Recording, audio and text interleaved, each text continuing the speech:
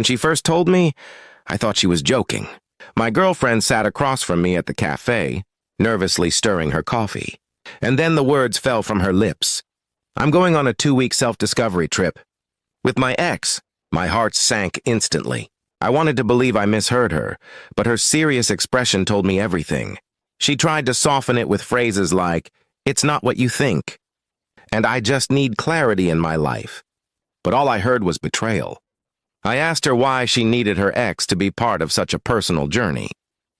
She said he had been a huge part of her past, that he knew her better than anyone else, and that this trip was about closure. It sounded rehearsed, like she had prepared her defense before even talking to me. I felt my hands shake, not out of anger yet, but from the realization that my relationship was no longer safe. The following days were filled with tension. I didn't beg her not to go. I figured if she truly loved me, she wouldn't even consider going. Still, I couldn't help but wonder what her real intentions were. Every smile she gave me felt forced. Every hug was weaker, and her phone seemed glued to her hand. I caught her laughing at messages late at night, and though she swore it wasn't him, my gut told me otherwise. The morning she left, I stood by the door as she rolled her suitcase out. She kissed my cheek lightly, like I was just a roommate, and whispered, "I'll be back before you know it." Watching her leave felt like watching the end of a chapter I wasn't ready to close. My chest was heavy, but I refused to text her or call her during her trip. I told myself if she wanted me, she'd prove it by reaching out. The first few days I heard nothing. No, good morning, no, I miss you. Not even a photo of where she was.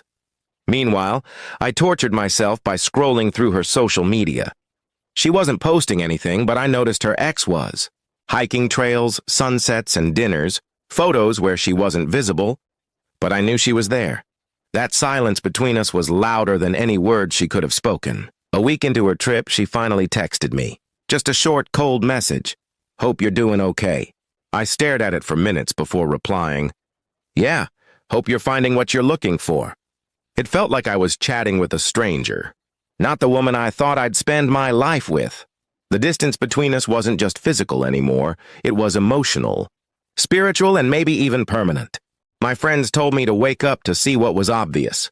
They reminded me that no one who loved me would need 2 weeks, with an ex, to figure out her future. But part of me still held on, hoping she'd return with a clear mind and choose me. I hated that hope, yet I couldn't shut it off. Love makes fools out of the strongest people, and I was no exception. On the 12th day, I saw a photo I couldn't ignore. Her ex had posted a picture of them at the beach. She wasn't tagged, but her reflection was visible in his sunglasses. That was enough. My stomach twisted with the kind of pain that only betrayal brings. I didn't confront her then, I didn't even message her. I simply began packing her belongings into boxes. When she finally walked back through the door, suitcase in hand, she acted as if nothing had happened. She hugged me like she'd just come home from work and said, "You won't believe how much I've grown from this trip." I didn't hug her back. I simply pointed at the boxes in the corner of the room. Her smile froze, and for the first time, she looked uncertain. She tried to explain, to say nothing happened, that it was purely spiritual, that she just needed to find herself. But I couldn't hear it anymore. 2 weeks of silence, hidden photos, and her obvious joy being with him. Those were answers enough. I told her I hoped she had found what she was looking for, because what we had was finished. Her face fell, and tears welled up in her eyes. She tried to grab my hand, begging me to reconsider, but I pulled away. I wasn't angry anymore.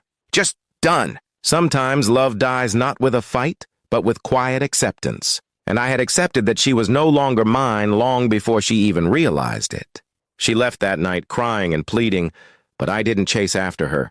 I sat alone in the silence of my apartment, oddly relieved. The pain was sharp, but it was also freeing. No more guessing, no more waiting, no more lies. She had made her choice, and now I was finally making mine. In the days that followed, I felt lighter. Friends came by, offering comfort, but I didn't need much. I had already survived the worst, watching her walk out the door with her suitcase. Now I was ready to heal, to rebuild, and to rediscover myself. And this time I wouldn't need an ex to guide me. I'd find my own path.